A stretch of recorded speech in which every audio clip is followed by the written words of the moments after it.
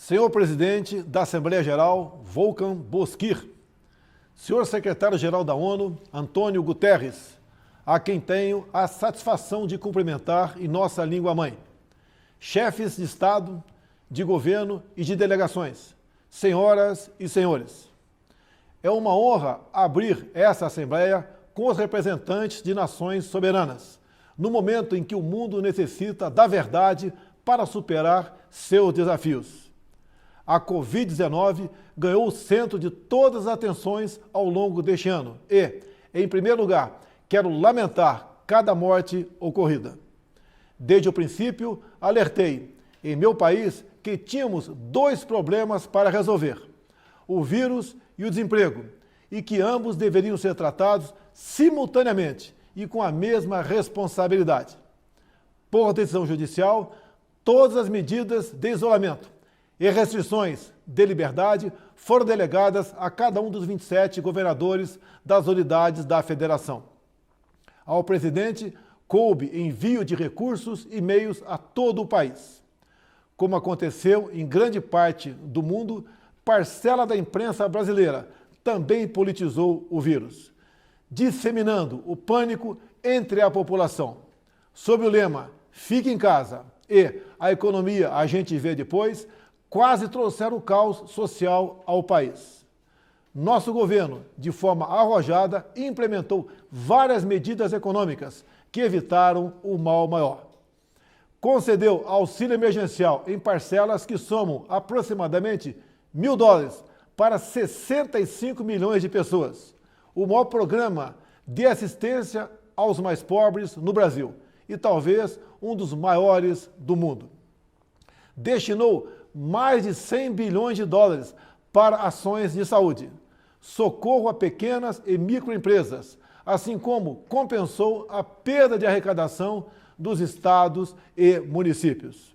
Assistiu a mais de 200 mil famílias indígenas com produtos alimentícios e prevenção à Covid. Estimulou, ouvindo profissionais de saúde, o tratamento precoce da doença. Destinou $400 milhões para a pesquisa, desenvolvimento e produção da vacina de Oxford no Brasil. Não faltaram, nos hospitais, os meios para atender aos pacientes de Covid. A pandemia deixa a grande lição de que não podemos depender apenas de umas poucas nações para a produção de insumos e meios essenciais para a nossa sobrevivência. Somente o insumo de produção de hidroxicloroquina sofreu um reajuste de 500% no início da pandemia.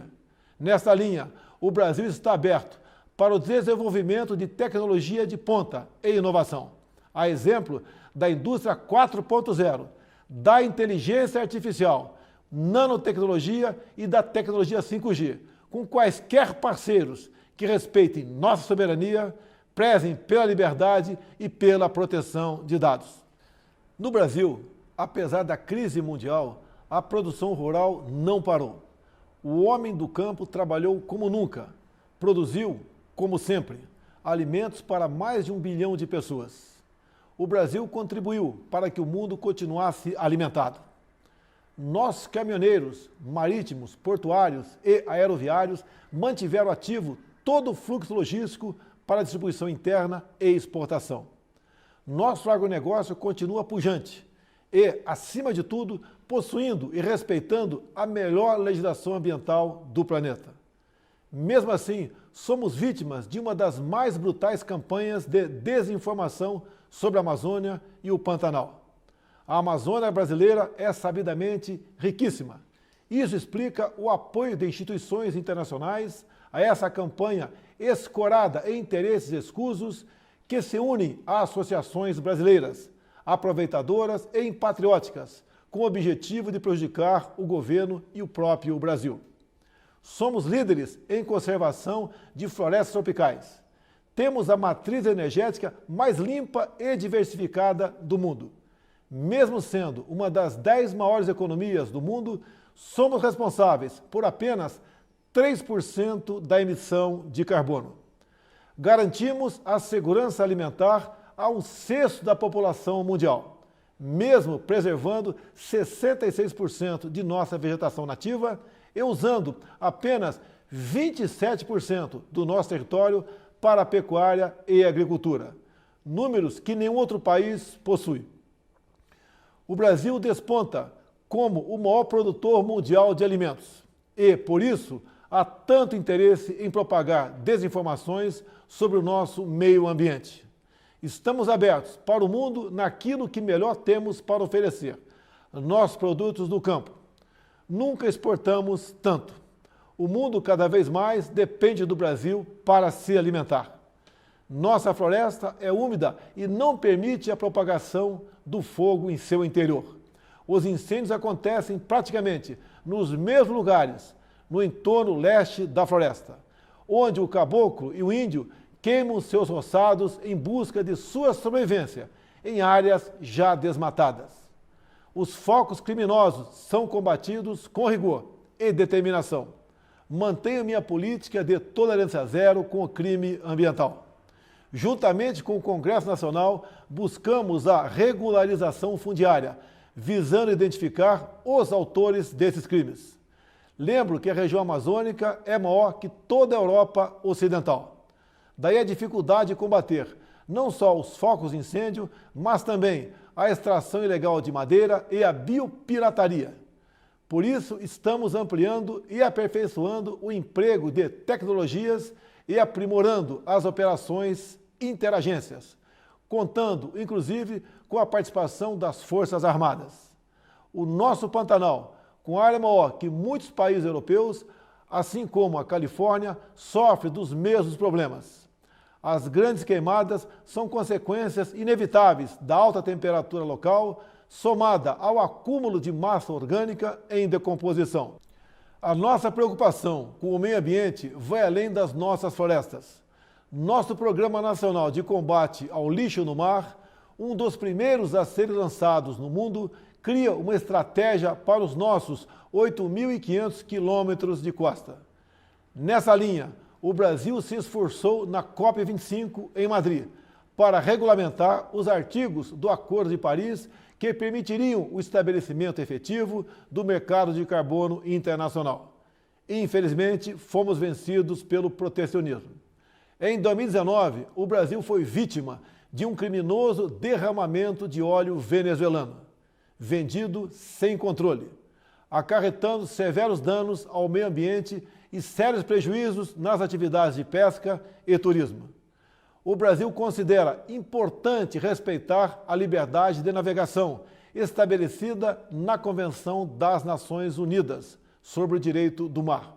Entretanto, as regras de proteção ambiental devem ser respeitadas e os crimes devem ser apurados com agilidade, para que agressões como a ocorrida contra o Brasil não venham a atingir outros países.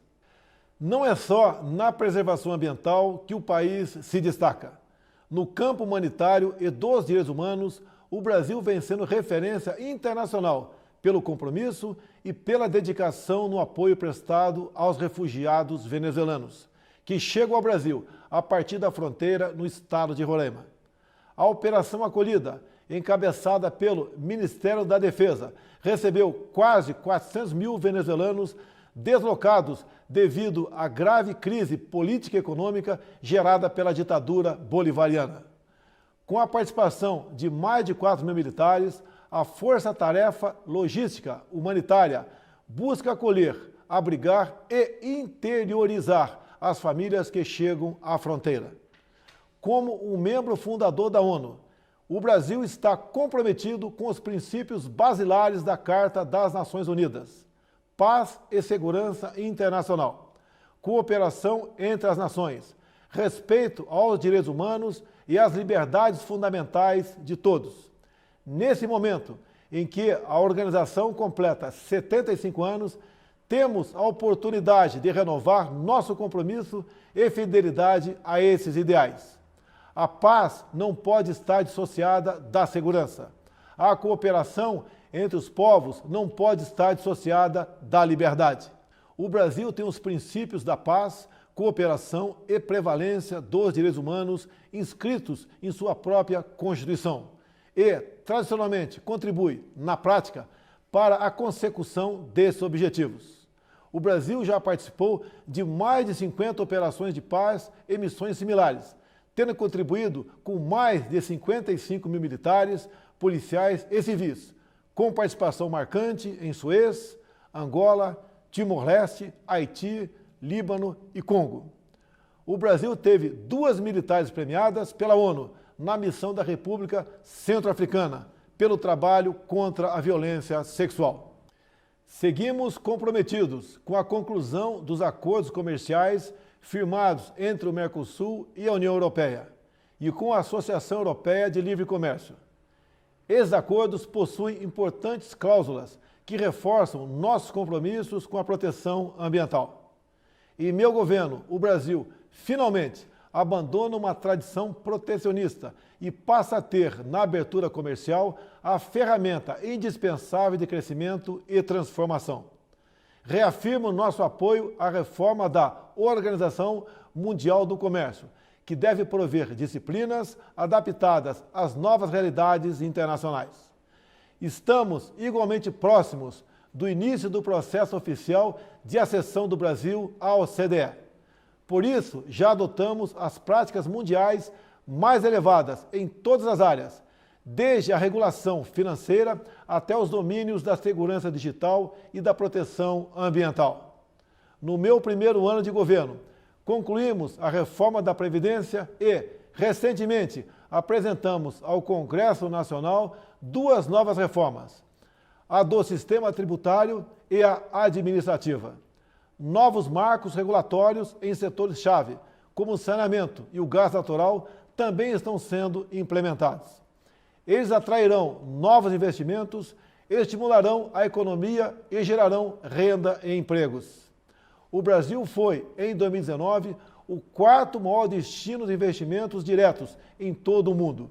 E, no primeiro semestre de 2020, apesar da pandemia, verificamos um aumento de ingresso de investimentos em comparação com o mesmo período do ano passado.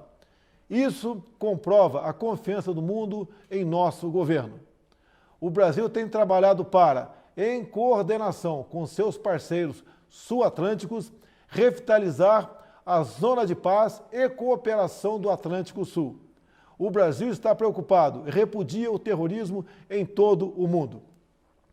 Na América Latina, continuamos trabalhando pela preservação e promoção da ordem democrática como base de sustentação indispensável para o progresso econômico que desejamos. A liberdade é o bem maior da humanidade. Faço um apelo a toda a comunidade internacional pela liberdade religiosa e pelo combate à cristofobia. Também quero reafirmar minha solidariedade e apoio ao povo do Líbano pelas recentes adversidades sofridas. Cremos que o momento é propício para trabalharmos pela abertura de novos horizontes, muito mais otimistas para o futuro do Oriente Médio. Os acordos de paz entre Israel e os Emirados Árabes Unidos e entre Israel e o Bahrein, 3 países amigos do Brasil, com os quais ampliamos imensamente nossas relações durante o meu governo, constitui excelente notícia. O Brasil saúda também o plano de paz e prosperidade lançado pelo presidente Donald Trump, com uma visão promissora para, após mais de 7 décadas de esforços, retomar o caminho da tão desejada solução de conflito israelense-palestino. A nova política do Brasil de aproximação simultânea a Israel e aos países árabes converge com essas iniciativas, que finalmente acende uma luz de esperança para aquela região. O Brasil é um país cristão e conservador e tem na família a sua base. Deus abençoe a todos. O meu muito obrigado.